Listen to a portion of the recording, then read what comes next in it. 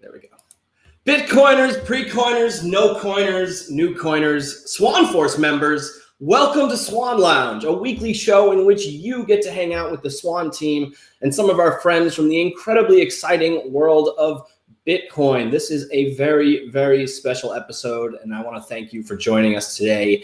Now, before we dive in, as always, we are giving away Jan Pritzker's book, Inventing Bitcoin, for free in an effort to spread Bitcoin knowledge. You can go to swanbitcoin.com/free book to claim your copy. We have it in 3 different ebook formats and MP3 read by our friend Guy Swan over at Bitcoin Audible. All we ask is that you pay it forward by sharing the book with at least 3 friends and family. However, there's no limit. You can share it with as many people as you want, and we encourage you to do so.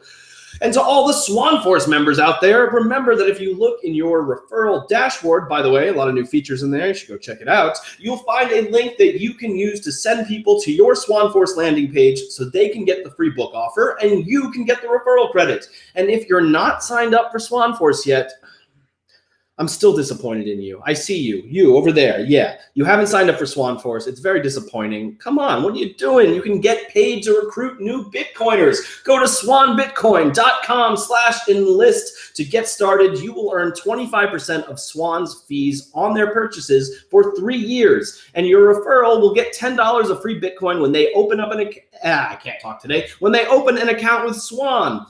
I'd also like to welcome anyone who is new to this show and new to Swan Bitcoin. What is Swan Bitcoin, you ask? Quite simply, Swan Bitcoin is the best way to accumulate Bitcoin with automatic recurring buys, with instant buys, and with wires up to $10 million.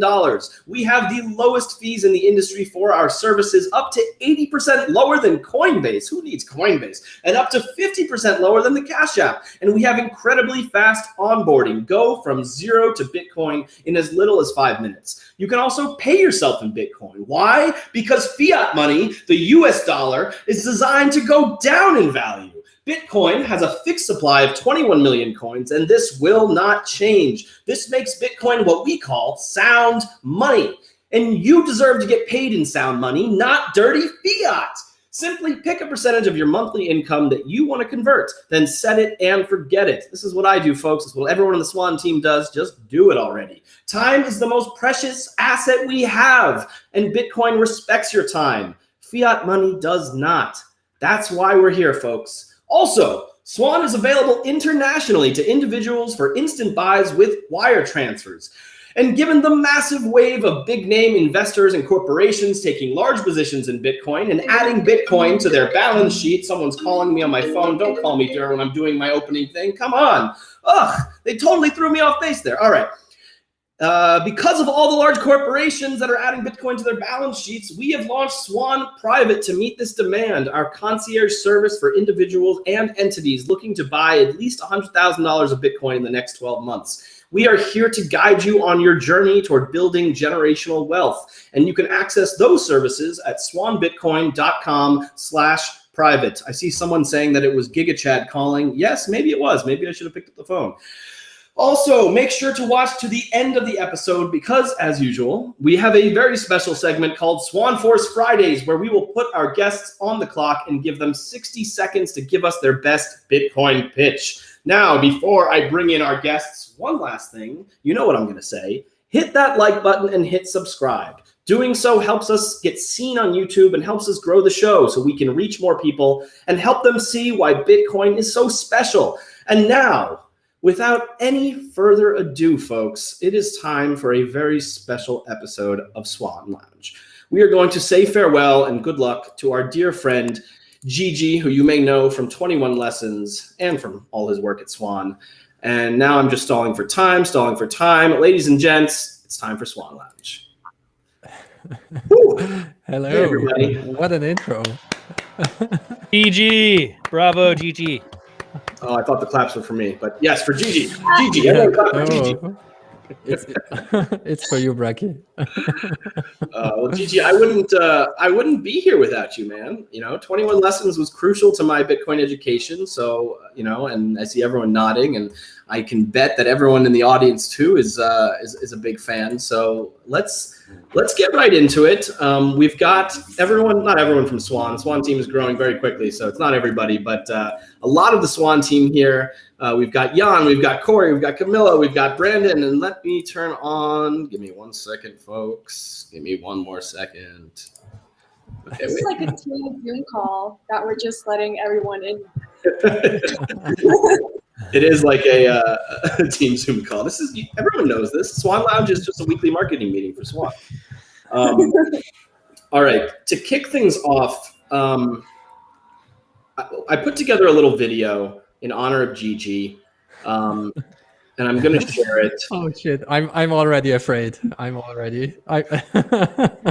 all know that Gigi values his privacy very highly. He is an anon after all, and as Bitcoiners, we all value privacy. But I did some digging, and I may or may not have found some baby photos and other things of Gigi. So we're going to watch this little montage that I put together. And Gigi, if I dox you, sorry, bro. It had to be done. It had to be done. So sit back, relax, and let's see how this works out. Once upon a time, there was a man of strong Saxon stock, and one day he met a beautiful woman, and they fell in love. And like many who fall in love, they had a child. Meet baby Gigi, a precocious wunderkind with a penchant for white rabbits. From an early age, Gigi cared fiercely about freedom, and he set out on a journey of learning and experimentation that would eventually take him to a magical place called Bitcoin. Fascinated by computers, Gigi learned to code. He played video games, and he was quite popular in school as well. Of course, he had his rebellious phase, but then he grew up and quickly realized that something wasn't right in the world. It was then he fell down a rabbit hole, the Bitcoin rabbit hole to be precise. He learned much and tried to share his wisdom with all who would listen. He went on to help build Swan Bitcoin, but now he stands on a precipice of change, for Gigi is off to the frozen north to join a band of Vikings who plan to raid the world and force sound money upon the uneducated masses. We wish you well, dear Gigi. We love you very much, and we cannot wait to see where this new journey takes you.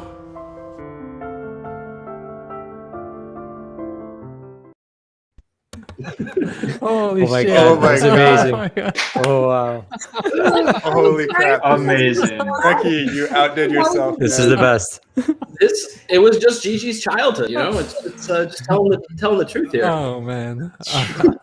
I'm actually crying into my green suit right now. Everything's getting better.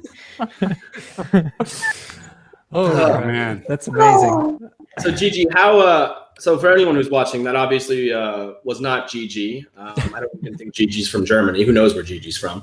But how accurate was it? Did I kind of nail it, or?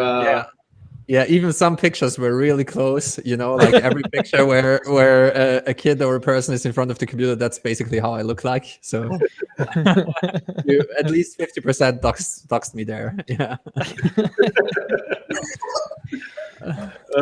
Well, I'm glad you liked it. Unfortunately, I spent all my time doing that, so I have no agenda for this show whatsoever. But what I was thinking is it might be fun if we went around and told some Gigi stories. Gigi has touched many aspects of the business, and I'm sure everyone has a fond memory or two. So maybe Jan can talk about some fires that Gigi helped put out, or some glorious code that he that he merged. I mean, Gigi merged all of the glorious code. I mean, I think pretty much if you look at any of the glory in our code base, it's 99% Gigi. So, I mean, in all honesty, though, I mean, it was been a great pleasure to work with Gigi because he's just one of those rare guys who's he's not like an engineer. You know, he's somebody who really looks at everything, right? Like this is why I was so excited to get Gigi on our team because, you know, of his book, which is on my bookshelf. You can't see it, unfortunately, in this video, but engineers who write are just, you know, so amazing to me because they're people who obviously care not just about building stuff, but expressing their ideas to the world. And I think that's what made Gigi so amazing. One of the coolest things he built on our side was our Xpub support, which was very popular with, you know, certain people who love privacy and, you know, all of that, which is great. And it required just a ton of research because let's be honest, nobody understands Xpubs. I mean, Peter McCormick still doesn't understand them, and he's been in the industry for how long? So, I mean, you know, it's a tough topic, and Gigi just took all this time to research it, really understand it, write it up, educate the rest of us about it, and build the system too. So it's no small feat. I think it's a pretty amazing thing. So good job, sir. Yeah, very proud of you. I have a story to share as well, and that's how I got into Swan. You know, like it was I was hitting up Corey and was just trying to talk to him, see if I can help in any way. And at the end of like this 30-minute call, he's like, "Yeah, you're starting on Monday. Is that all right?" And I'm like, "Okay, let's do this."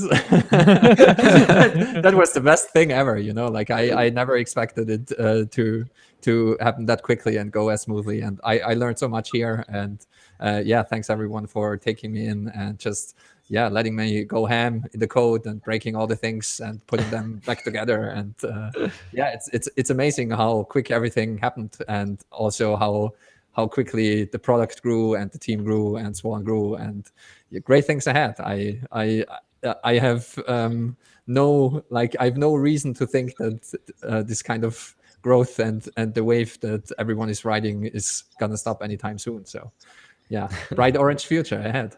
Indeed. Yeah, well, being on the receiving end of like that first DM, you know, and I was like, wait, that Gigi guy, oh, hang on, I've got something. Come here. Come say hi. Hello. She brought a white rabbit to say bye to Gigi. Say bye, Gigi. Bye, Gigi. Bye-bye. All right, thanks for that. Thank you. Can I keep the rabbit? Yeah. Okay, cool. All right, we got to bling this rabbit out, though. I need to go ahead and throw a Bitcoin necklace on this guy. Do this right. Gigi brings rabbits as a hobby. Not many There you people. go. Nice.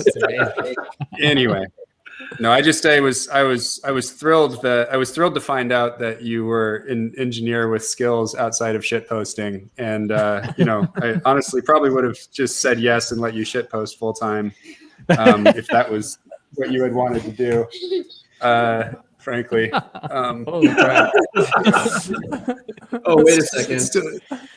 I mean, everybody must have Easter ears around, right? We've got a one ear up, one ear down. There we go. Is this like the Here Come Corey of Easter Bunny ears? Oh yeah, That's nailed. Where's Ryan? This is gonna get memed like before the show's over. Absolutely. Or just tell Greg about it. I don't know. You know, few people actually realize this, but that logo that now Pardis and BTC Pens have put on shirts is actually the reverse is There Go Gigi. So it's actually, it works for Here Come Corey and There Go Gigi as well. Great. But no. There go Gigi down the rabbit hole. For real, in all seriousness, it's been a real pleasure. I probably talk to you as much on Twitter as I do in Swan comms, frankly. So I expect the volume. I'll still have at least 50% of the communication volume with you going forward. But it's been awesome. You're joining what certainly appears to be a freaking fantastic team over there in Norway with some great Bitcoiners, new and old. And I think you guys are going to do spectacular things. Hopefully we'll find ways to collaborate in the future. I know we will as Bitcoiners, but just Godspeed, enjoy Valhalla, fuck those Vikings, but, you know, love them too. Gigi, can you tell us about what you'll be doing in Norway? I know you actually be in Norway, but That's very impressive beard growth for like 5 seconds. Or however long that took. That's very manly. Yeah. Yeah, I guess I can talk about that a little bit. I basically I intend to do the same things I did for the last several years. I always say I write words and code for Bitcoin, and I intend to continue to do that. And yeah, I just, as I've said many times in the past, I do as the core commands, and whatever needs to be done, whoever needs to be educated, and whatever kind of software projects need some help or need to be created, I hope to play some role in that and just help where I can. And as I've said before as well, if it means just not fucking up things, then that's already good enough for me. Like making sure that we stay on the good course with Bitcoin. And yeah, I think Bitcoin kind of is its own thing and does its own thing, and it will need a little bit of help from all the Bitcoiners around the world. But there seems to be so much momentum behind it that just not messing it up is already enough, maybe. So that's what I intend to try to do. It's beautiful, man. So can you tell us anything about what you might be doing at Seetee and your plans or your hopes and dreams for your work there? Yeah, I think my hopes and dreams, I can, like most of it is public already anyway through the shareholder letter. What is the big vision and mission of Seetee? And my dream would be to work on something that has to do with identity, because I worked on that in the past, and I think it is a problem worth solving. And I think Seetee is really bullish on that as well. Like you can read it in the shareholder letter that like novel ways to interact with Bitcoin, and especially on Lightning and higher layers. And we've already seen prototypes in the past where you can log in using Lightning, for example, and a world where usernames and passwords are in the past, and a world where identity can be kind of, like I always thought of identity as a prismatic thing. You don't have one identity and trying to use one identity for everything you use, and just building this panopticon around your identity is maybe not the best idea, And so these kind of technologies really intrigue me, and I hope I can play some role in working on those kind of things. But again, like there are many things to be done. As you can also read in the shareholder letter, Seetee is big in the energy business, and so mining is kind of the first obvious step to build out mining operations. And again, like if there's anything on the software side of things that needs improvement, and where I might be able to help build it out, then I'll be doing that. So that's the plan, at least. What are you? So you might be working on Better Hash then. Yeah, get on that train and get that built out, because we need that. Maybe it's way too early to talk about anything. Yeah, of course, specific. But yeah, there are many exciting projects, and there are also many great people already working on that. And yeah, I think in general, most Bitcoiners kind of have a feeling or kind of know intuitively what kind of things need to be done, and it just takes some manpower and some funding and some time to build it out. And yeah, I think the mission of Seetee is also to see where people like myself can help there. Yeah, I think it was incredibly bullish in the letter that an oil company, kind of a legacy energy company, being so bullish about the future of Bitcoin mining and how it can really just make the power grid so much more efficient, and the use of all types of energy so much more efficient. It's super exciting stuff, man. And this news that you'll be working on Lightning and stuff too, and other projects, and just in general, Bitcoin devs being hired and given resources to focus on their time and compensation for their hard work over the past 12 years to get this thing bootstrapped is just a wonderful trend to see. Yeah, and I think it's a trend we're gonna see all over the place. I think I've no reason to believe that this will stop, and it seems that more and more people with certain resources behind them are seeing the benefit of Bitcoin and also seeing the benefit of using Bitcoin as something like an economic battery. And I think more and more people from the energy sector and also just people that have a lot of cash balance on their balance sheet, like we saw it with Tesla, for example, as well, will just jump on the Bitcoin train. And once you do that, you're also incentivized to help the Bitcoin train move forward. And again, we saw that with Tesla. It was kind of beautiful that they patched vulnerabilities in BTC Pay server and contributed back to this open source project. And yeah, it's just amazing to see. And again, I think Bitcoin is, I think of Bitcoin as its own kind of thing. Like the Bitcoin organism has its way to infect the minds of not only plebs, but also billionaires. And I think more and more people, more and more large companies are going to jump in, see that they can benefit from the Bitcoin ecosystem at large as well. And they will be incentivized to give back and help Bitcoin in this way too. Absolutely, man. It's wonderful. So I met Gigi right around block 575,000. On the time chain. Yeah, on the time chain. And it was, I think I read 21 Lessons and I loved it. And it's been my favorite book, Bitcoin book from the very beginning, because I just love Gigi's writing style. Like, I have even been reading his documentation that he's been writing as he ties up the loose ends with his work at Swan. And it's just, I mean, even his documentation is like fantastic writing. So I go and read it. But yeah, it's just the writing style of Gigi and like just the way he thinks and puts things I've really loved. I was an English major in college. Yes, it is true. My dad made me get a degree, so I decided I was just going to read a bunch of books.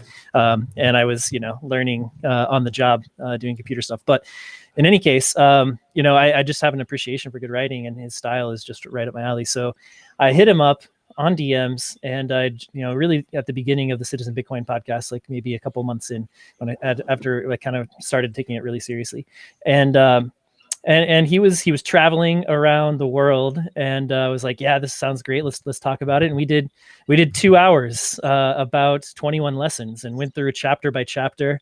And it's an episode that it's still, I think, one of the top 5 episodes, even though it was so early in the podcast. And it's because it gets recommended so often to people as a good starting episode.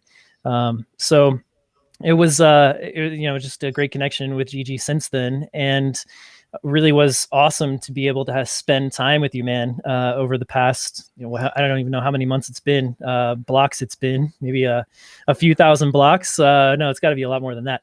But it's been awesome to be able to get to know you better and work with you and hang out. And you always make the team calls more fun than they would have been otherwise without you. Yeah, thank you for the kind words. And of course, I was super humbled that someone of your caliber would reach out to me and want to talk about Bitcoin actually. And so even though circumstances were weird, traveling with a really old and shitty laptop, never having a quiet space. Yeah, it works great. I was like, I have to do it, no matter what. And yeah, we've been in contact pretty much ever since. And it was a pleasure also to work with you and get to know you better. And I know that we will all stay in touch anyway. I feel especially on Bitcoin Twitter, it's like the extended family anyway. And as Corey said in the beginning, of course, there is the company Slack, but at least 50% of the conversation happens on Twitter anyway. Yeah. So yeah, so since I'll be sticking around, we'll whatever we have going, we'll continue to have it going. I'm sure of it. I'd like to share a few thoughts on Gigi as well here. First of all, very, very inspiring dude, just in general, top to bottom. He's just a good person. And so you just love to see that in Bitcoiners. And we've had a couple funny interactions, one regarding Bitcoin as a living organism. I wrote some stuff about that. Gigi wrote some stuff about that, sort of pushed each other. I've learned a lot in that process. Also, a very funny moment post Riga, and I'm not going to go into details, but those of you who know, we had a long debrief after that moment, and I'll never forget that conversation, trying to unpack the things that happened. What does this mean? Wonderful time, Gigi. But I want to tell one quick story, which was a couple weeks ago. We had our Monday team meetings, typical thing, and meeting ends. I just go back to work, and then I look up on the Zoom, and I realize, I never clicked out of the Zoom. No one shut it down. It's just Gigi and I. And we look at each other like, oh, hey, funny you're still here. Someone asked one question. All of a sudden, the whole entire day was destroyed because Gigi and I just talked for 2 or 3 hours. It's the middle of the night for him. I'm not doing the work I need to be doing. And yeah, we just went back and forth like fireworks the whole time. And we tried to end the call probably 10 times. But the point of that is Gigi is just an inspiring dude with and a good person with such intellectual range. That's one thing I really admire about him. We were talking about like nitty gritty physics, also biology, computer science, philosophy, all mixed into one conversation. True Renaissance man. And I always feel like I learned something. I'm a better person after talking to him. So I'm definitely going to miss him. But yes, Bitcoin lives in cyberspace. So it's not like we'll be too far apart. That's actually one problem that I think a lot of Bitcoiners have. It's like the no, you hang up, no, you hang up, no, you hang up. Just that's like hopping into any call or into Clubhouse or anything like that. When it's midnight and you're brushing your teeth, it's a really bad idea. I can't recommend it. I made this mistake multiple times, and suddenly it's like 3 a.m. So no, not a good idea. Go ahead. I was gonna say like. I want to say that 3 hours in the middle of the day to talk to somebody else about Bitcoin is absolutely encouraged and sanctioned and is your job. So great work that day, Brandon. Good job. This is true, though. It's something we've always noticed about Gigi. Like I got, through this time with him at Swan, is that he will insatiable appetite talk about Bitcoin, anything he wants, right? So he's working on the engineering team, but he would hop in our marketing calls, and like he would always be like, yeah, it's okay, I'm brushing my teeth, so I'm just gonna listen in. And he'd brush his teeth for like an hour and a half or 2 hours while we have these long brainstorming marketing calls. And it's like midnight and Gigi's just sitting there, and we're like, did you fall asleep, dude? I think he's still there. Gigi has the cleanest teeth in all of Bitcoin, if you understand. Excellent dental hygiene, like you would be amazed. And he never sleeps either, which is incredible. Like this is all happening at like I don't even know what time it is in wherever you may or may not be. Yeah, I used to sleep a lot more, but it doesn't matter now. When I go to sleep, I'll be up at like 6:15, 6:30 because I have the cutest alarm clock now, and she will definitely crawl up on my face and just slap me awake. And there's no going back to sleep. Like it's all daddy, and just you have to be awake from there. So yeah, it's true. It's true, man. Those morning hours are precious. It's good stuff, dude. I have the only story I have about Gigi was I'm obviously one of the newest swans, and I had no idea that Gigi was part of the team. And so when I got into that first call and saw Gigi, I tried to be calm, but inside I was freaking out. And then once I got out of the call, I looked at my husband and I'm like, Devin, you're never going to believe who I just saw on the team call. And it was honestly the coolest thing ever, just because you know how much the community respects Gigi. And so I've only been part of the team for like a couple months, but it's been an honor. And I did cry when I found out that Gigi was leaving. So right here.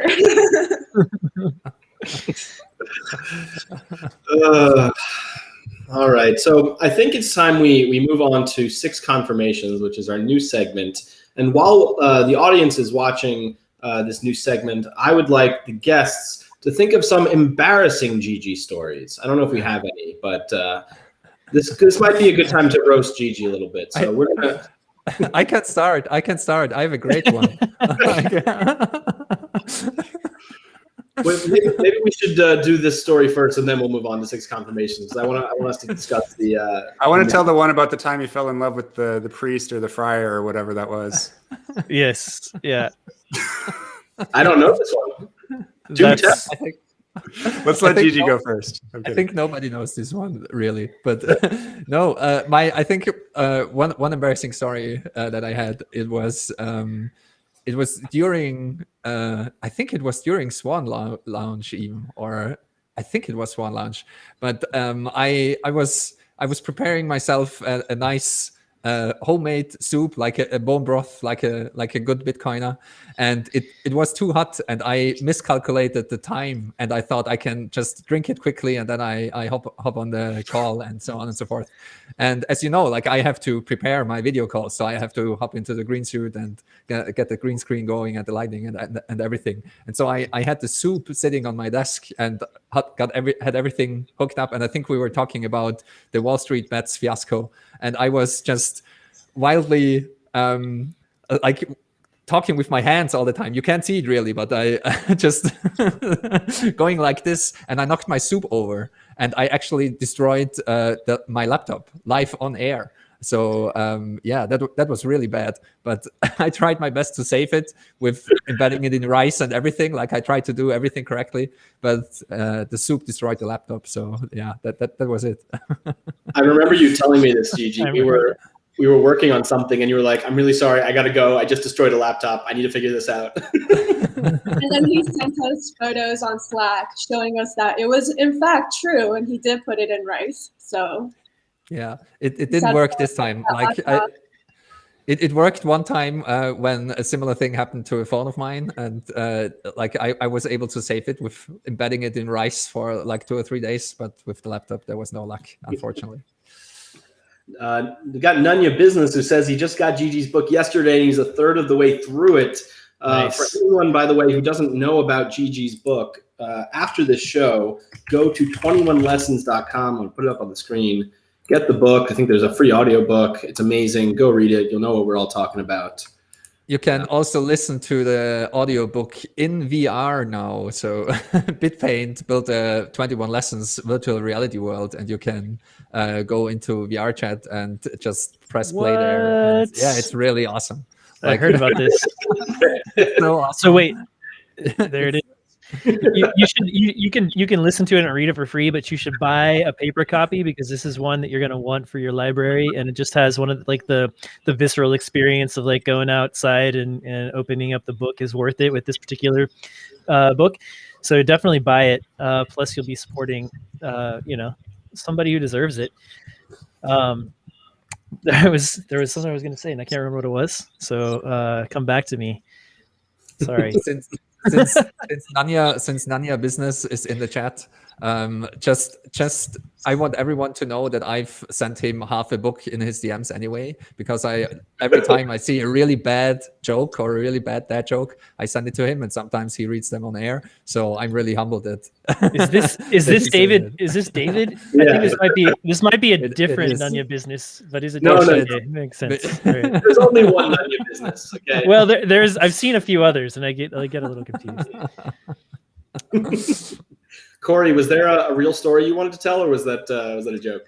No, I wasn't going to tell it. It wasn't going to be an embarrassing story. I was just going to kind of early on, when I was trying to figure out, like, was there a business here? Like, could you do a Bitcoin only business that was like this fucking simple and just like say, hey, we're going to talk about Bitcoin and like sell Bitcoin. That's it.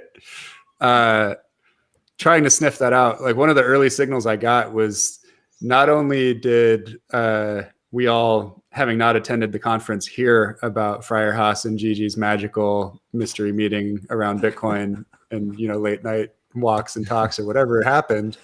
There were like podcasts about that later where each of them had to talk about their own conversation. Then there were like podcasts and conversations where neither of them were present, but people were just talking about that conversation and like delivering hypotheses about what might have been spoken about. And I was like, okay, there's levels to this shit that people are going to really want to talk about Bitcoin and Bitcoiners and anything related to it, like, very deeply for a long, long time. So that was one of those things that sticks out in my head, is like, okay, yeah, this actually might work. So thanks for providing that signal that maybe people really, really want to talk about Bitcoin and buy a lot of Bitcoin. Yeah, I think Haas like he was one of the earliest proponents of DCA, and especially auto DCA, and I still like I still have to laugh every time when I go to his Twitter profile, and I think he still has it as his Twitter banner, that he's willing to die on the auto DCA hill.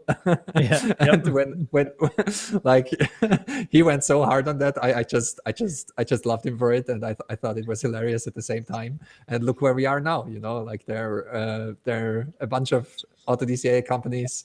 There's Swan, of course, you know, like with all the Swan magic and just doing it in the best way it's possible. And yeah, it was a magical meeting the friar in Riga. And like now the whole meeting and the whole happening is so hyped up. I'm afraid if we ever talk about it, what really happened, it will be a brutal letdown. So we will just keep it clouded in mystery and never talk about it.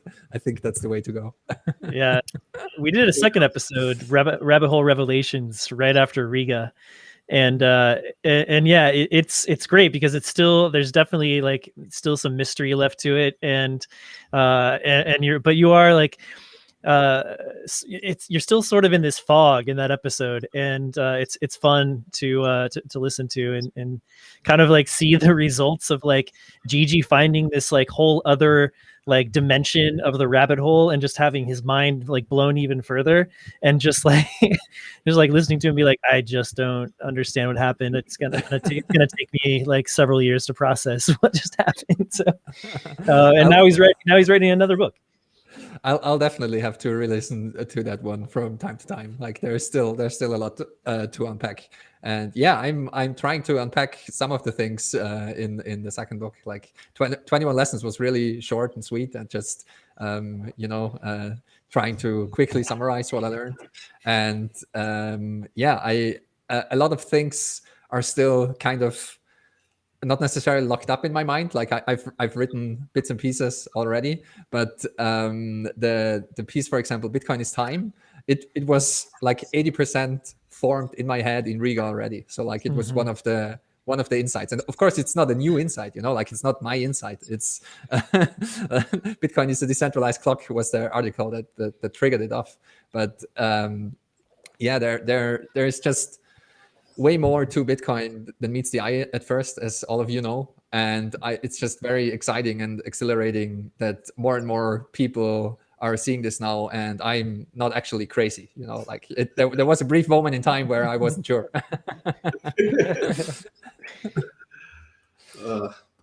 I love it, and super excited for the book, Gigi. All right, I think it's time for 6 Confirmations, which is our new weekly news show put together by Camilla. Let's dive right in, folks. Hey there, Bitcoiners. It is your girl and your host, Camilla, and here are this week's 6 confirmations, starting with number 1. For this week's first confirmation, we want to wish Satoshi Nakamoto a happy birthday wherever he or she may be. For the Bitcoin community, April 5th is the symbolic birthday of Satoshi Nakamoto, the pseudonymous founder of Bitcoin. Many reckon that the day was chosen by Satoshi since it corresponds with an important monetary event in history. On April 5th, 1933, the U.S. government launched a scathing attack on the fundamental rights of people by outlawing individual gold storage in order to prop up the demand for the fiat currency in U.S. dollars and reduce the demand for gold. This enactment was done under Executive Order 6102. This is just like saying the government were to ban us holding our own Bitcoin wallets. But remember that if that was the case, just say that you lost it in a boating accident. Confirmation number 2. Bitcoin's Lightning Network reaches over 10,000 nodes. This is especially important because there's a lot of misconception that Bitcoin cannot be used in day-to-day transactions because fees are too high and the network is way too slow. The Lightning Network is here to fix this, and it does it by operating like an auxiliary build over the main Bitcoin network, which speeds up transactions at a huge pace. This is especially helpful for retail-sized transactions happening all over the world. The growth in nodes we have seen within the last year has doubled in size, making the amount of Bitcoin locked into Lightning channels reach a remarkable figure of $68 million. Back in April 2020, this amount was merely $6.3 million. This means there is more growth within Bitcoin adoption, and we'd love to see it. Confirmation number 3. Fidelity, Square, Coinbase, and Paradigm launch Crypto Council. Fidelity, Square, Paradigm, and Coinbase are joining forces in a new lobby group seeking to help shape Bitcoin regulation, according to a press release published this last Tuesday. The Crypto Council for Innovation, or CCI, says that it seeks to unlock a promise of crypto. Referring to itself as a new alliance of crypto industry leaders, the newly formed council has set out to lobby regulators and policymakers to encourage responsible crypto-regulated public policy. But there's more than just policies, as a collaboration further seeks to fund and push research projects and plans to form a board as well as an executive team to manage its intentions. Confirmation number 4. Coinbase released their Q1 earnings for 2021 this past week. In case you missed it, here's a quick recap. They had $1.8 billion in revenue. They had $730 to $800 million in net income, and they acquired 56 million verified users and 6.1 million monthly transaction users. Although these numbers seemed very exciting to a lot of people and to a lot of people in the crypto space, some Bitcoiners were not really impressed when they came to find out that Coinbase only holds around 230 million in Bitcoin. They've had plenty of years to accumulate more Bitcoin and to hold it in their balance sheet. Meanwhile, a company like MicroStrategy, who just started investing in Bitcoin, hold more than $1 billion in Bitcoin. This just comes to show who the real Giga Chad in the space is. And of course, we know that Michael Saylor recently bought even more Bitcoin. And honestly, I think we've kind of just lost track of how many purchases he's made. Confirmation number 5. More athletes are given the option to get paid in Bitcoin.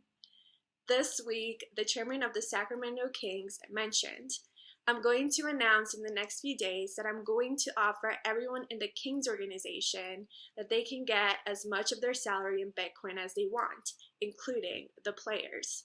The interesting thing is that the Sacramento Kings have already been involved with Bitcoin since 2014, as the Sacramento Kings announced back then that they would accept Bitcoin as payment for merchandise in their team store in partnership with payment processor BitPay.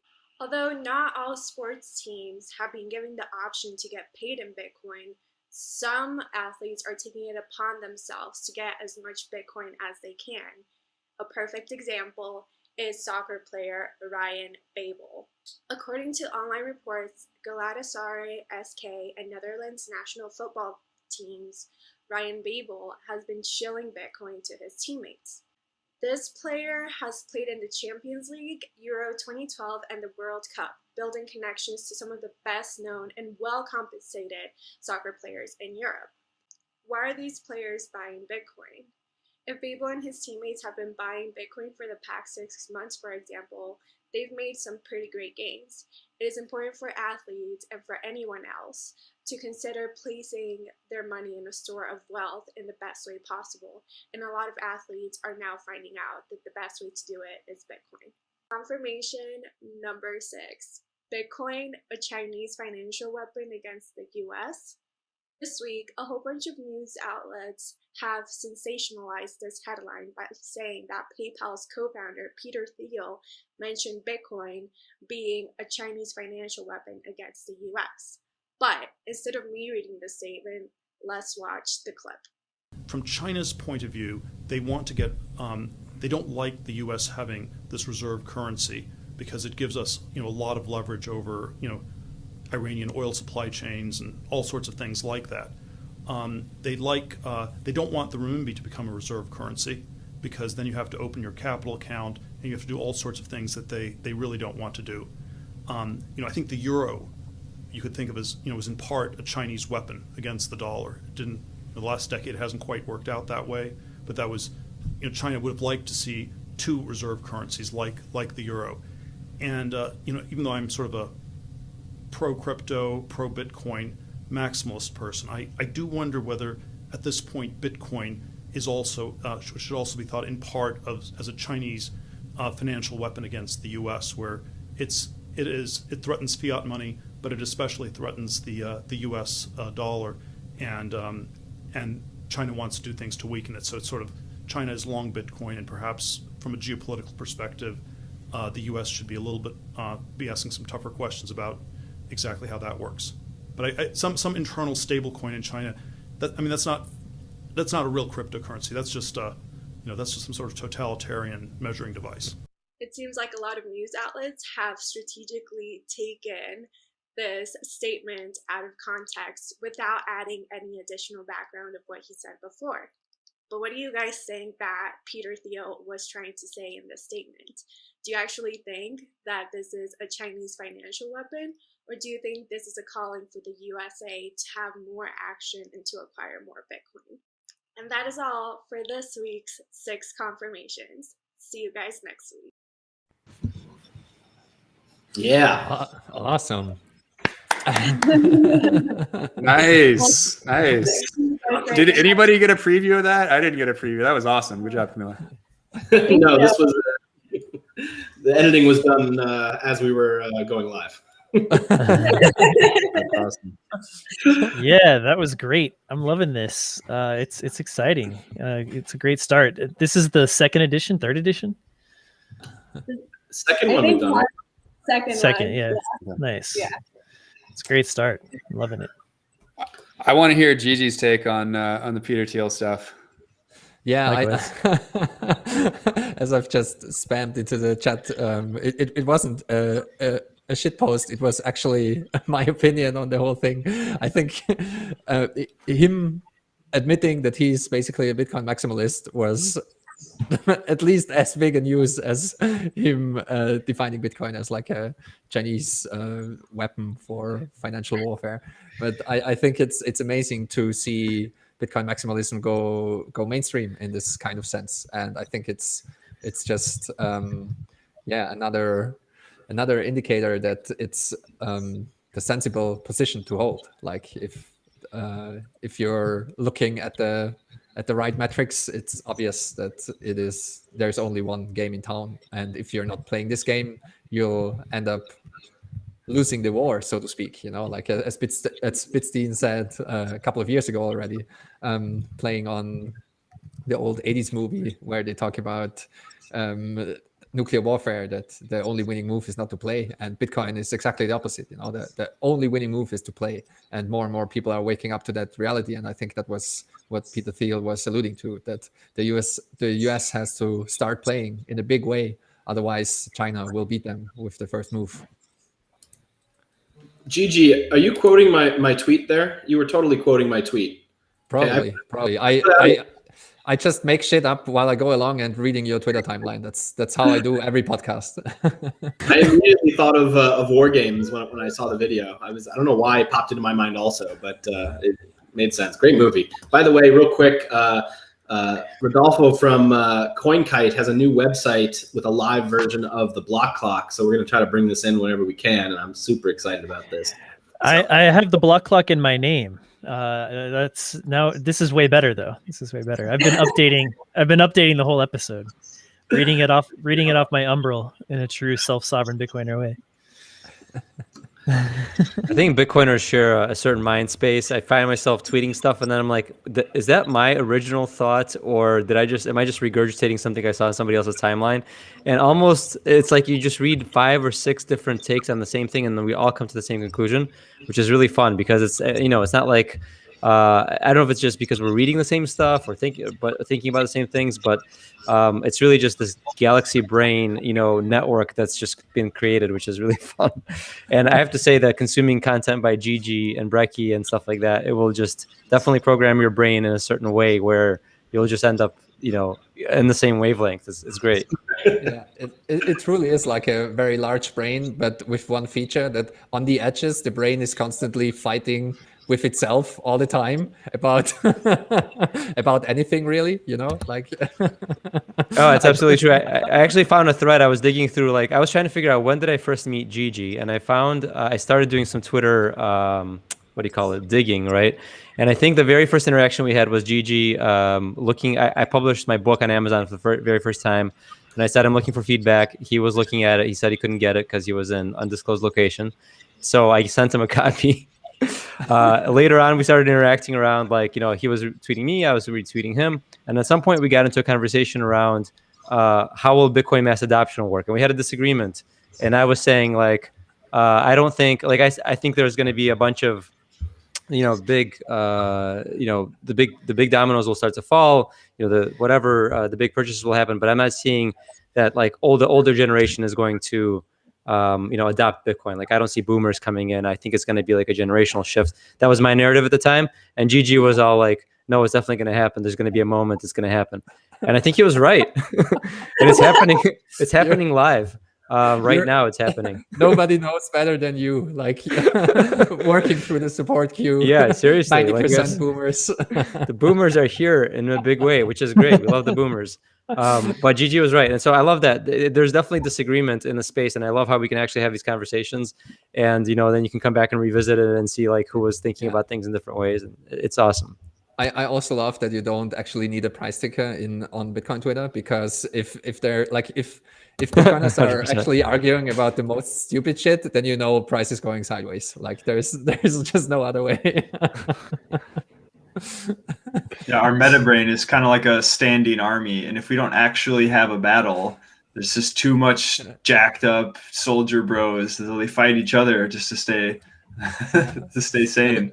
And if there is no like dopamine hit or just existential crisis because you lost 80% of your net worth, then you just have to fight with someone.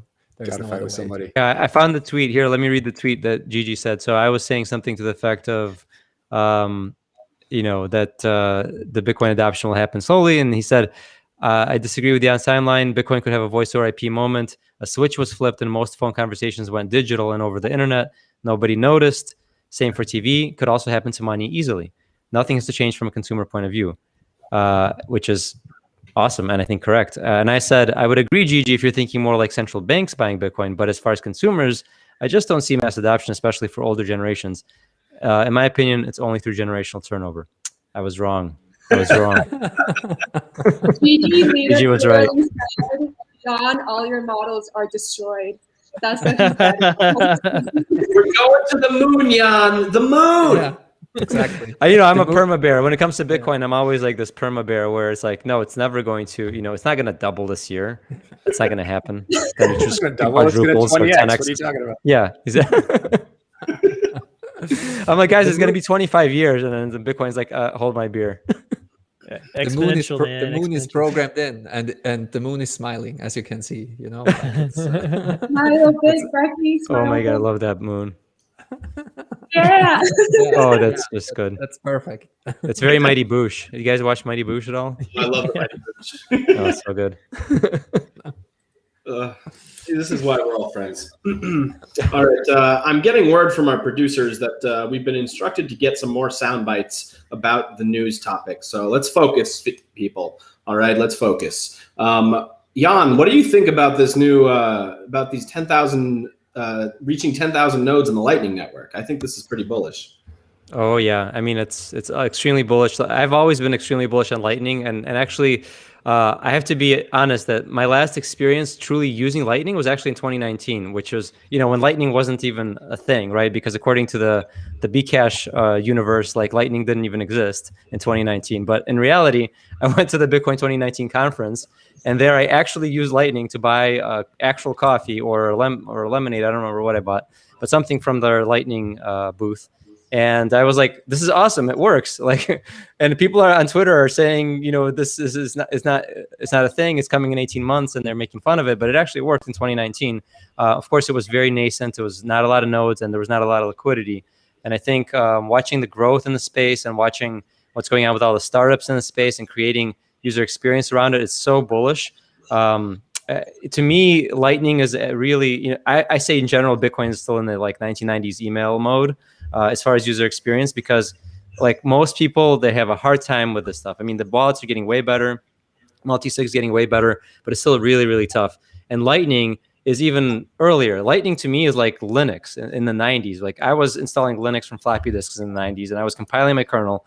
And like, if you looked at that and said, is this a usable system? Like, and people were laughing at it, right? And there was tons of articles at the time, like Linux is never going to displace Windows or whatever. And it didn't. It didn't displace Windows. What it did was it permeated every single device on the internet, right? Like all Android phones are built on Linux, and all web servers are running Linux, right? So to me, the Lightning Network is in that same phase where it's Linux. It's actually permeating and it's creating this layer where, yeah, today, if you want to set up a Lightning node and like understand how to open channels and manage your liquidity, it's ridiculous. You're not going to expect regular people to do that, but that's okay. We're just not there yet. We're getting to the point where that experience is getting, layered on top, and you're getting really clean software built. You have like Umbrel now, which is really the first time I've seen somebody take a really user experience focused approach to building a Bitcoin node. You have like an app store, you can install apps, but even still, all of those apps are really geeky apps, right? They're like really low level. You have to really understand what you're dealing with. So we're at such early days. I think 10,000 nodes is nothing. It's going to be 100,000. It's going to be 1 million. It's going to grow like the internet grew, and it's going to grow exponentially. It's going to be very exciting. Jan, we need to put you on camera way more often, man. I'm sorry, but no more coding for you. Okay, you need to be on Swan Lounge every week. That's why I'm here, because I've just been heads down too much. Yeah, but Jan's been coding this. Anytime he's not speaking right now, he's also been coding. So you can do. I'm multitasking. My favorite is when Jan pokes his head out of his coding cave and goes on Twitter and just like tears apart a shitcoiner every now and then. I'm just like, wow, when does he have time for this? It's great. Also, Gigi, I'm just going to put you full screen for a second because this is just a glorious setup you have right here. Would you care to describe what's going on here? Yeah, I was too slow to put it on, but that is basically, how the hive mind works. We are all syncing ourselves with memes, and Bitcoin is syncing us with every block that comes in. It's all about reaching a synchronized state after all. And I think on the Twitter sphere and just in general, all the kind of different shitposting channels that exist, the memes really help to synchronize the brains of Bitcoiners. And I really like hear what RDBTC made, and I think it's very accurate. Like as we said before, you can't even make out anymore if it's your own original thought or if you got manipulated by some writing.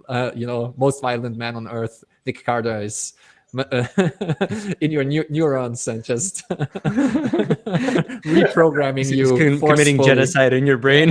Exactly. Rewiring everything.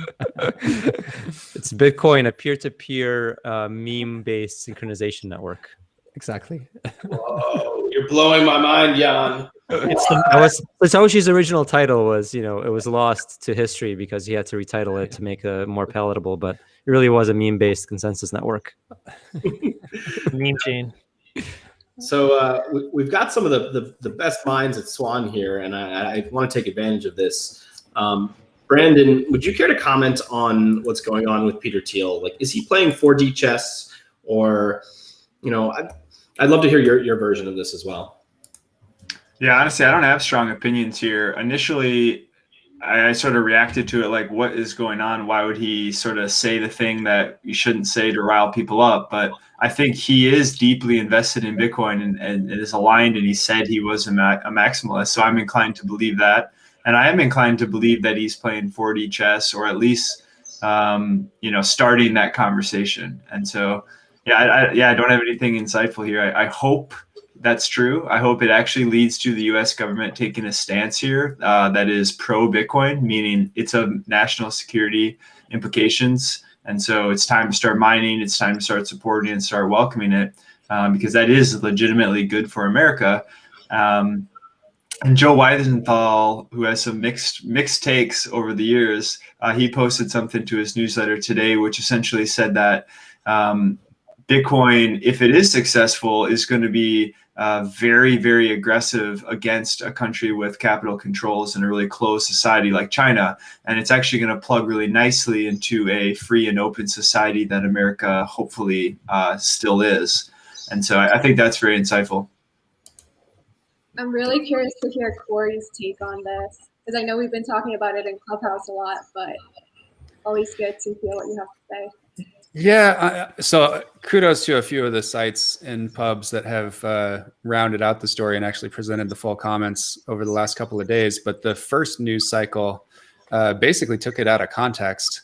And, you know, the full story of his comments was basically saying that China doesn't want to be the reserve currency for the same reasons that we Bitcoiners and sort of people understand money and the reserve currency of the world actually understand. They don't want that responsibility. They don't want the transparency of the balance of payments and sort of international accounting and all of that. They want to be able to kind of print you on endlessly into a manipulated and closed economy where you can't take the money out. But they also don't want the dollar to just dominate everything, and they don't want to be sort of beholden to the US and the dollar system. So they're looking for some currency to prop up and to help or whatever. And that's been the euro over the last few decades. And that was a point that Peter Thiel actually made in the sentence right before the one that a lot of the people actually published, was that they had sought to elevate the euro and sort of give support to the euro and try to bring that up to the level of being like more of a multipolar currency system. And so essentially the next paragraph or the next part of his statement was just extrapolating and saying that that would make a lot of sense for them to do the same thing for Bitcoin. If Bitcoin grows, it would make a lot of sense for China to seek to elevate another currency up there with the dollar. And, you know, if I think about, you know, Thiel's choice to say this in a forum like that, when people know that when he knows that it'll get spread far and wide, you know, he probably does understand Bitcoin, and he does understand the game theory of, you know, what happens if you try to like thwart some other country from using Bitcoin or whatever it is. It's just, it's not going to work. And so, yeah, you could say like, oh, we want to stop China from helping elevate Bitcoin, but the game theory of Bitcoin and the way the system works is the only way to exert more power over Bitcoin than China is to go hard at Bitcoin and to create tax incentives for miners and try to bring the supply onshore here. And, you know, we're already kind of seeing it. You know, we know now that over 50% of the next 12 months deliveries of ASICs from Bitmain are coming to North America. We know that, you know, Bitcoin miners are getting bigger and bigger market caps and being able to do interesting things like consolidate and buy capacity. We saw Riot Blockchain yesterday announcing the purchase of Whinstone in West Texas, dramatically increasing their capacity. You're going to see more and more and more infrastructure investment in North America, and particularly the US. So I'm very bullish. I'm actually glad that made the news cycle and made people talk about it, even if the first round of hot takes from some of the irresponsible financial press took the comments out of context.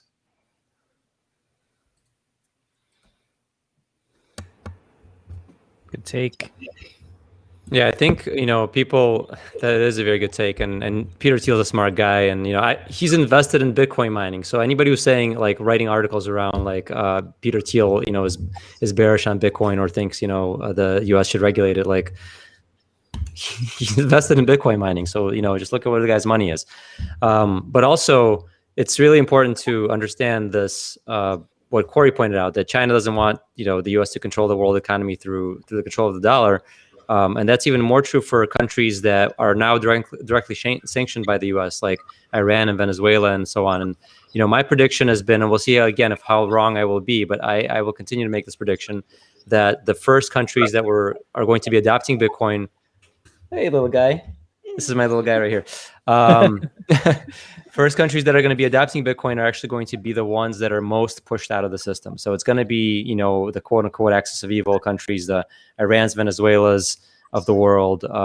China's probably in that group, you know, Turkey, you know, those kinds of countries that need to settle trade, but are somewhat being pushed out of the system and really don't want America to be, you know, pushing people around. So they're going to need to do these things out of necessity. And that's how adoption happens. I love how Gigi's just like, yes. Yeah, that's all I can do. I still don't have a mouth, so that's a missing feature. Yes, Chad. But yeah, I think that's spot on, and yeah, it's gonna be some exciting years ahead because I think of all this just very from a very basic perspective. Bitcoin was this small thing, and with its like if you look how it grew, its circle of influence grew as well, and I think you had to be kind of crazy to get into Bitcoin very, very early, and you either were a cryptographer or like an anarcho-capitalist, and there aren't that many people in the world that are like that. And as Bitcoin expands, it now we see, as we've said before, it brushes up against billionaires, and you have to be kind of a crazy and very open-minded billionaire to adopt it. And I think the same will be true for countries going forward. I think if you're a small country and you can make this decision as a dictator on your own, I think you will have an advantage in those kind of terms that you're gonna adopt Bitcoin earlier than other countries. As we see now, like Michael Saylor, there is a reason why he was able to go so hard into Bitcoin. Like he can like he has a lot of say over all this and what the company does. He doesn't have like a very large board, and he has a lot of power over MicroStrategy and how it spends its money. And I think it will be very interesting to watch the geopolitical impact of Bitcoin over the coming years. And I think it will get really crazy right around the next halving and the year after that. So 2024, 2025 will be very interesting to watch geopolitically. Definitely. I'm getting word. Yep. I'm getting word from our producers. We have a question from the audience, a very special question. Okay. And now we're ready for the question. I know you wanted to, this is Noah. Say hi. Hi. Did you have a question? Wait, can we see the full grid? Because I think you had a question about somebody on the screen. Go ahead. What was your question? Why is that person invisible? He wants to know why Gigi is invisible. We all ask that question. Yeah, that's a great question. That's a great question to ask. Like in cyberspace, you can be anyone, and listen. You can't see my mouth, but I'm actually talking. So I'll gonna bump left and right, and that's my talking motion. And so in cyberspace, you can be everyone and anyone. You can be a dog, you can be a dinosaur, you can be whoever you want to be. You can be a boy, you can be a girl, and you can be invisible. And so I choose to be invisible, and that's why I am invisible. You could have gone into a whole spiel about privacy, Gigi, but whatever. No. It's not about privacy at all. It's just fun. It's just good fun to be invisible. He's doing it for fun, he said. He was also interested in Brecky's coins over his eyes. We all have a lot going on here. In ancient Greek mythology, when someone passes from the world of fiat to the world of Bitcoin, you must put Bitcoins over the eyes in order to gain passage across the river Styx. I don't know, I'm making some up. Wow. What do you know about Bitcoin, Noah? Can you tell us anything about Bitcoin? I don't. What do you believe? I don't know. Nothing? Okay. All right. He usually has something very philosophical to say on this topic, but I guess not today. That's actually very wise. There are a lot of people in the crypto sphere who claim to know things, and they don't know anything. And Bitcoiners accept that we don't know a lot of things, and that's why we know things. All right, folks. I think it's time. For Swan Force Fridays, which for those who haven't seen this segment of the show before, this is when we put our guests on the spot and ask them to give us their best Bitcoin pitch. All right, now let me pull up the countdown. We're going to need some volunteers here. Oh, shit. Oh, man. Wait, do we even have a guest today, technically? I guess Jan has to do one, probably. Jan, I don't think he's done one before. Hold on, let's do this. What are we doing? You pick an audience type, like the type of person or the exact person that you're going to pitch to, because we all know like there's no one down the middle Bitcoin pitch. There kind of is, but Anyway, tell us who you're pitching to, and then pitch them Bitcoin for 1 minute. Oh You my could Lord, pitch okay. your family. You could pitch Vladimir Putin. You could pitch your son. But you just have to tell us. But All right. he's ready. Well, who are you going to Let's pitch? do it. All right, I'm gonna pitch. So I'm gonna pitch my crew, which is Russian immigrants, former Soviet immigrants, because this is the way. These people the way. better get their act together. Wait. This is the way.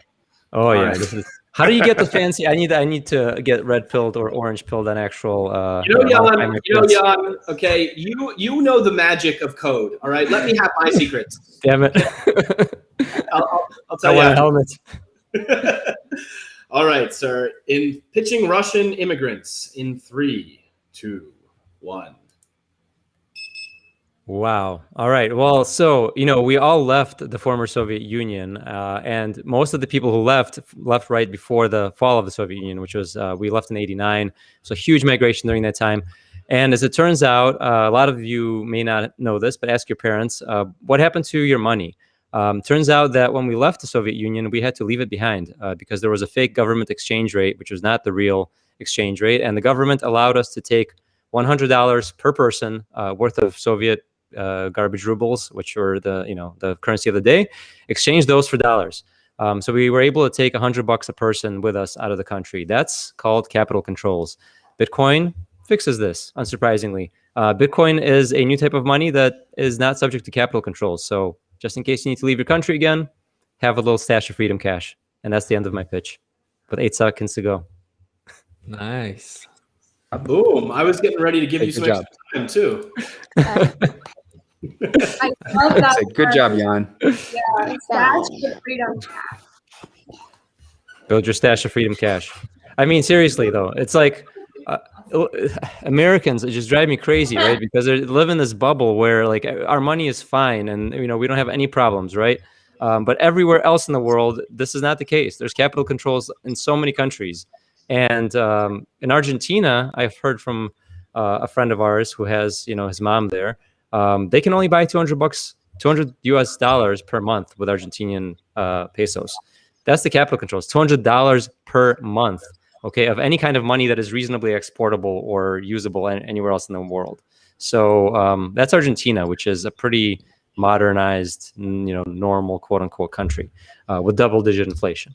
So think about the rest of the world. Think about all the people all over the world that are getting, awoke to this issue and realizing, hey, if I want to actually have freedom of money, that the only thing that does that is Bitcoin. That is the only freedom money. Everything else is absolute garbage.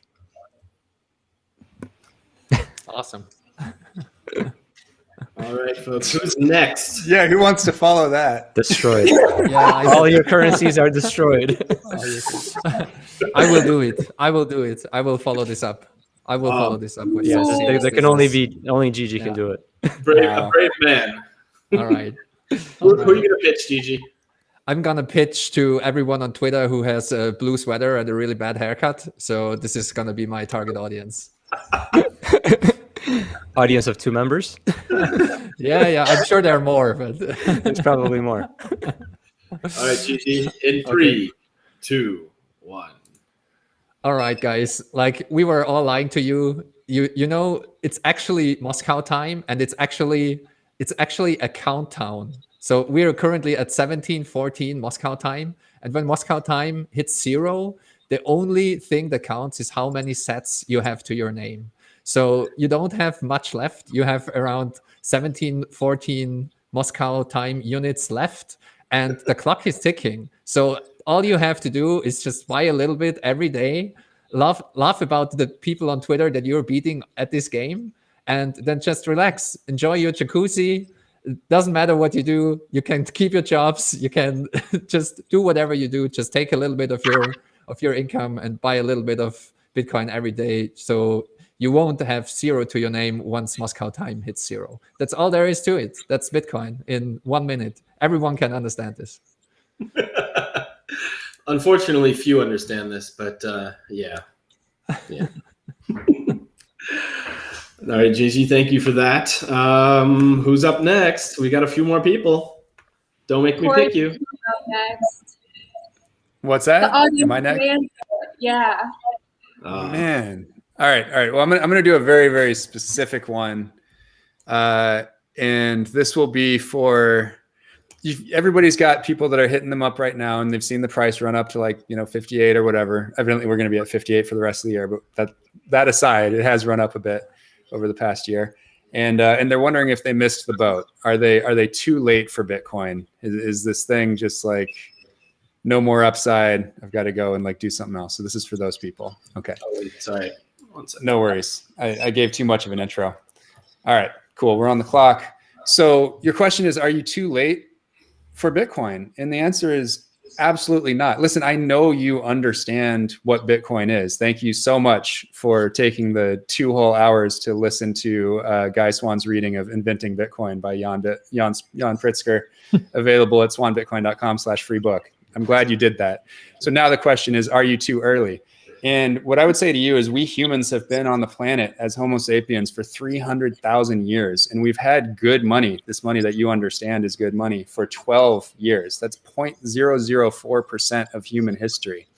Now, if you believe in the Lindy effect, which is, basically something that's been around for X number of years is likely to be around that much longer, that would mean you're in the 99.6 percentile of humans. If you start buying Bitcoin now, you are super early. So get on it, swanbitcoin.com, sign up, and buy every day. Woo! I gave you extra time, but you didn't need it. That was perfect.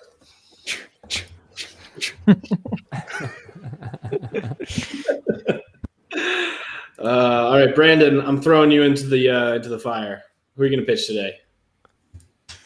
All right, I'm gonna get my camera sorted. I'm gonna pitch millennials, which I am among. I'm on the older end of the millennials. Kind of see both sides of Gen X and millennials here, but I think the millennials are starting to get into power. They see that their shit's not working, and they're upset about it, and they've diagnosed the problem incorrectly. And so I think these folks need a little Bitcoin in their lives. And I am ready. And if you are, Brecky, in 3, 2, 1. All right, my millennial brethren, are you wondering why the world is going crazy? Or maybe you're feeling a little uncertain about the future. I know I do. And I know that I have even worse in the past. Even if you're working hard and at the end of the day, it feels like you're not really getting ahead. And the reason is because you got dealt a shitty hand. And the reason is our leaders borrowed against your future in order to keep this sinking ship afloat. It's not your fault, right? But don't give in to nihilism. You have to battle your way out. And so if you do want to feel secure financially, if you do want to feel just legitimately confident about the future, if you love yourself, then you should consider boarding the life raft, which is Bitcoin. And Bitcoin's a parallel financial system owned and run by the people for the people, instead of a bunch of old white guys trying to preserve their future. And so it's perfectly set up for you to adopt today. A few dollars stacked is all you need. Boom. Well done, sir. All right, we've got 2 more. Brady or Camilla, who's up next? Brecky, are you conveniently forgetting yourself, Brecky? It sounds like you skipped one. I mean, I can go. Hold on, I want to come up with a funny filter or something when I do this, though. I'll go real quick. You can sort through your filters. All right. Wait 1 second. Who are you gonna pitch today, Brady? I'm gonna pitch Matt Odell's audience. Matt Odell's Twitter followers. I like it. All right, in 3, 2, 1. Most of you are a lost cause. It was a good run, but every man for himself. Good luck. Godspeed. That was for Gigi, because I knew it would make him laugh. And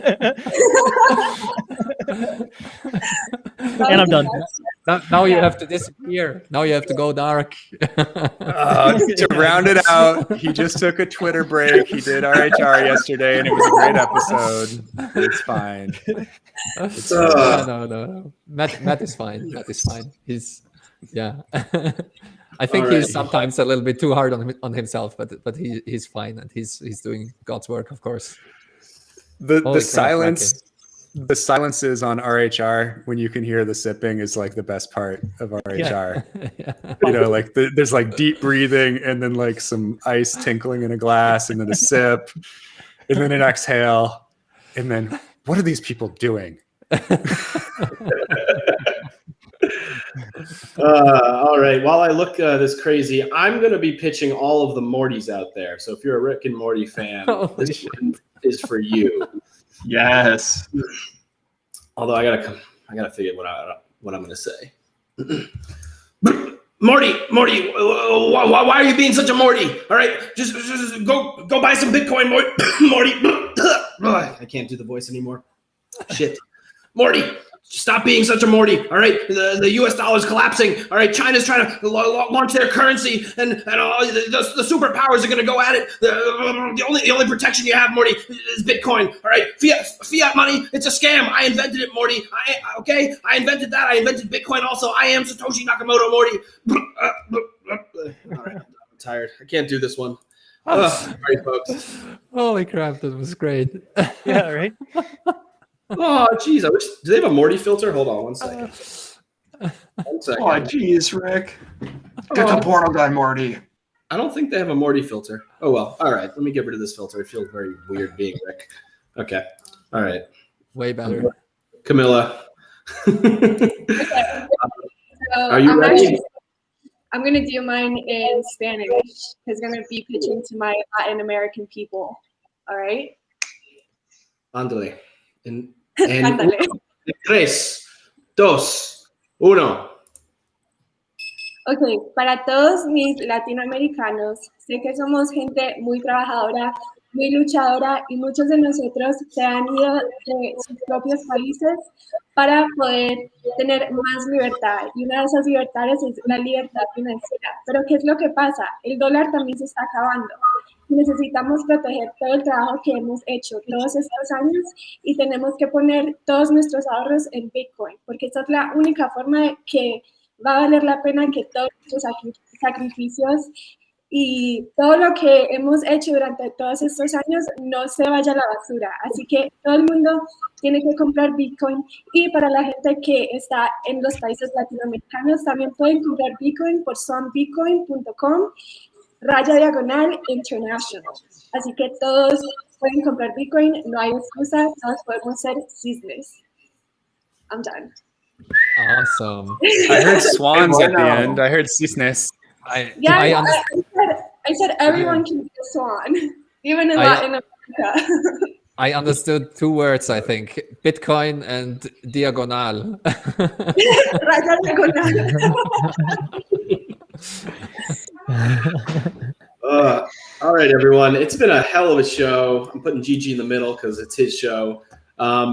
Any final words before I do the closing shill?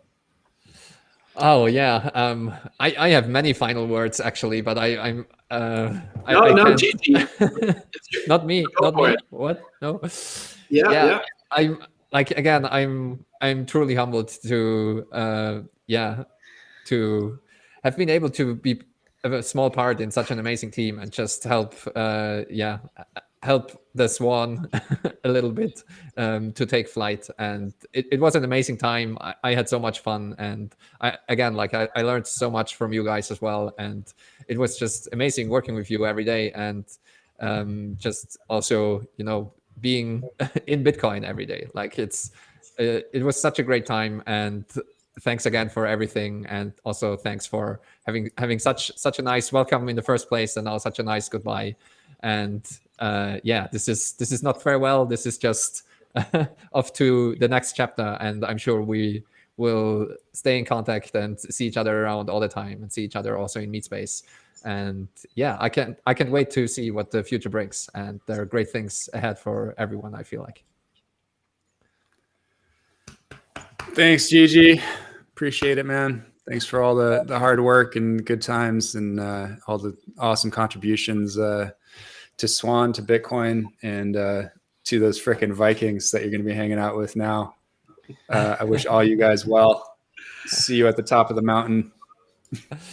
Yeah, I need one of, like, I think I got the beard down already, but I'm gonna need one of those helmets that Brecky has. So that's, I've heard a rumor that they actually didn't have horns, but I'll have to read up on that. My Norse mythology is still lacking. I could probably just cut this off at this point and send you extensions so you could fit in. It's time to let the COVID hair go. I think almost the whole team basically has a ponytail at this point. Right. Gigi, thanks, brother. Keep crushing it, man. I know you will. Seetee's lucky to have you, man. Thank you. They are. All right. Gigi, you're an asset to any company that you join, man. You're gonna do great things.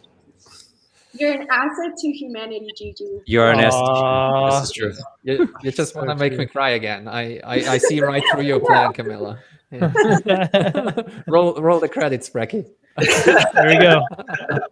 So instead of doing the closing shill, I'm going to do a different shill. I'm going to shill 21 lessons, and then I'm going to play the Gigi video again to take us out. Of course, go to swanbitcoin.com and sign up. Swanbitcoin.com, swanbitcoin.com, swanbitcoin.com. But also go to 21lessons.com immediately after the show. Go 21 Lessons. Download the audiobook. Buy the actual book. Give it to your friends. Give it to everybody. All right, folks. I think that's it for now. We're going to play the video one more time, and we will see you all next time. Thanks for joining us. Once upon a time, there was a man of strong Saxon stock, and one day he met a beautiful woman, and they fell in love. And like many who fall in love, they had a child. Meet baby Gigi, a precocious wunderkind with a penchant for white rabbits. From an early age, Gigi cared fiercely about freedom, and he set out on a journey of learning and experimentation that would eventually take him to a magical place called Bitcoin. Fascinated by computers, Gigi learned to code. He played video games, and he was quite popular in school as well. Of course, he had his rebellious phase, but then he grew up and quickly realized that something wasn't right in the world. It was then he fell down a rabbit hole, the Bitcoin rabbit hole to be precise. He learned much and tried to share his wisdom with all who would listen. He went on to help build Swan Bitcoin, but now he stands on a precipice of change, for Gigi is off to the frozen north to join a band of Vikings who plan to raid the world and force sound money upon the uneducated masses. We wish you well, dear Gigi. We love you very much, and we cannot wait to see where this new journey takes you.